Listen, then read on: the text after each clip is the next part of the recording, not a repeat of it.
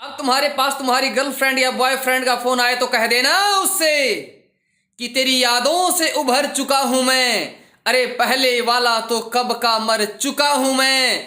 और ये आसमां अब डराता है मुझे। अरे अब तो जमी पर उतर चुका हूं मैं। और बहुत पहले छोड़ दिया है मैंने तुझको, जब से अग्निदेव आर्य से जुड़ चुका हूं मैं। कह देना उससे कि अब ब्रह्मचारी बन चुका हूं मैं। रहेंगे जुन से होली आने तक पहले पटाखे बजाए दे है ना, फिर इनकी जब होली आवे है तो घर कुछ बचा नहीं होता, और फिर दूसरे के पटाखे देख कर टेप काटना पड़ा है। समझ गए? ब्रह्मचर्य पालन कर लो, छोड़ दे अस्तमैथुन, खत्म हो जाओगे, खत्म नपुंसक हो जाओगे। जब होली आओगी तो दूसरे के पटाखे में देख देख कर तुम भीतरे भीतर जलोगे, फिर कुछ नहीं बचेगा। कुछ इस तरह उस फकीर ने जिंदगी की मिसाल दी, मुट्ठी थी रेत की और हवा में उछाल दी। ये जो ब्रह्मचर्य पालन कर रहे हैं ये ध्यान से सुन लें। कभी भी किसी लड़की से चैटिंग मत करना ज़्यादा।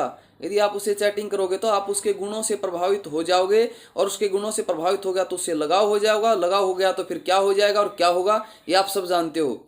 तो इसीलिए ब्रह्मचारी विशेष सावधानी रखें जो ब्रह्मचर्य पालन करना चाहते हैं और कर रहे हैं। यदि किसी लड़की का आपके पास कोई मैसेज आता है तो बहन के बिना बोलना ही नहीं और ज़्यादा बात नहीं करनी, बस तुरंत बात खत्म। और कहो बहन जी मैं ज़्यादा चैटिंग नहीं कर सकता, बुरा माने तो माने, कोई दिक्कत नहीं। क्रांतिकारियों की 2 जीवनियां जरूर पढ़ना। 2 क्रांतिकारियों की जीवनियां कम से कम जरूर पढ़ना। कौन सी? एक राम प्रसाद बिस्मिल की आत्मकथा, राम प्रसाद बिस्मिल की आत्मकथा, और दूसरी वीर सावरकर की मेरा आजीवन कारावास। वीर सावरकर की लिखी हुई पुस्तक है मेरा आजीवन कारावास, उसे भी जरूर पढ़ना। और मैं एक बात और कहना चाहता हूं कि आपको अपने जैसे कहते हैं ना बुरे मित्रों का संग कैसे छूटेगा, आप गुरुकुल कालवा भी आ सकते हैं। मान लीजिए अपनी किसी बुरी आदत से बहुत ज्यादा परेशान है तो आप गुरुकुल आ जाओ, यहाँ इतना अच्छा माहौल है, गाय का दूध है, दोनों समय हवन होता है, अब ब्रह्मचारी ब्रह्मचारी चारों तरफ दिखाई देते हैं, तो आप गुरुकुल कालवा भी आ सकते हैं।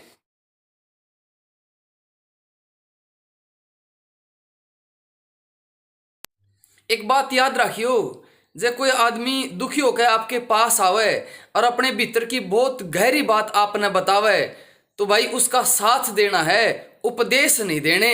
नू मान लियो उसने आपके ऊपर बहुत ज़्यादा विश्वास किया है, लेकिन कई मूर्ख हैं साथ देने की बजाय उसको उपदेश देने लग जाते हैं और फिर उन दोनों में दूरियां बढ़ने लग जाती हैं। तो ऐसे मित्र बहुत दुर्लभ हैं भाई, इनको खोना मत है जो आपके ऊपर इतना विश्वास लेकर आपके पास आए हैं।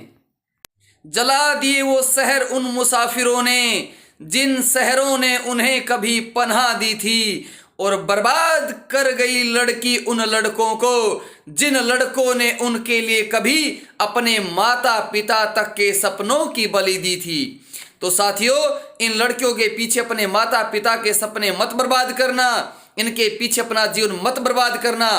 अपने जीवन में ब्रह्मचर्य पालन करके अपने लक्ष्य को प्राप्त करना। रहा एक छोटी सी कोरोना बीमारी की आई, सारे देश में त्राई त्राई मच गई, और इस बीमारी का असर नौजवानों पर तो है भी नहीं। लेकिन मैं कहना चाहूं कि इस तरह एक खतरनाक बीमारी फैल रही है और वह सारी सीधा नौजवान पर अटैक कर है, और उस बीमारी का असर कोई 1-2 नौजवान पर नहीं, उस बीमारी ने 99% नौजवान अपनी चपेट में ले रखे हैं। और वह बीमारी में नौजवान मरता नहीं भाई, उसमें तड़प है। और ये कहा करें कि मानस मरता तो देखा जावे पर तड़पता नहीं देखा जाता। तो इसलिए भाई नौजवानों ने बचा लो, उस बीमारी से बाहर निकालो। कौन सी बीमारी है? वह बीमारी है आशिकी की, वह बीमारी है अस्तमैथुन करने की, वो बीमारी है पोर्न वीडियो देखने की। और इसने नौजवान खत्म कर दिया भाई, रे खत्म है। इन नौजवानों को यदि बचाना है तो इन्हें ब्रह्मचर्य की शिक्षा दो। आज सारा देश लॉकडाउन हो रहा है, मैं कहता हूं सारे देश में ब्रह्मचर्य की शिक्षा होनी चाहिए, स्कूलों में शिक्षा होनी चाहिए, घर में माता पिता बच्चों को ब्रह्मचर्य की शिक्षा दें।